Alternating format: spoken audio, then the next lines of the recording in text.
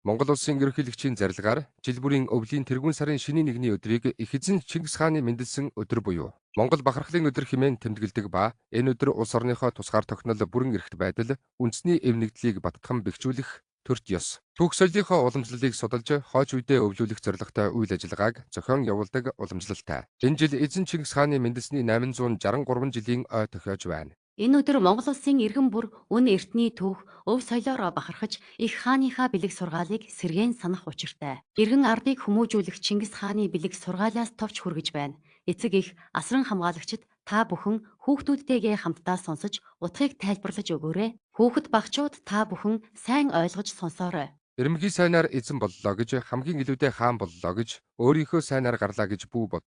Өргөн түмний хүчинд биширч яв. Ханилж явсан нөхрөө орхисон хүн чам руу ирвэл бүү итэг. Тэр чамайг бас мөтгөн орхих бусуу. Аливаа хүний өгсөн тус хүргсэн ачийг харанхуй шүнж зүүдэндээ бодож, гэгэн өдөрч цээжиндээ санаж яв. Аливааг суралцъя мэдий гэж ирсэн хүнийг хинч байсан битгий буцаа. Эцгээ хүндэлж эхээ ачилж, эрхийг цээрлэн эрдэмт хичээж, биеэ засагтан, хойчс минь нойронд сэргийг нөхөрт үнэнч уг мэрэгэн үйс шударгуу хүмүүн болтугай. Балчир бага наснаас биеэ засан хүмүүжигтэн. Хүмүүжиж эс чадваас хүмүүн болж үл чадмай.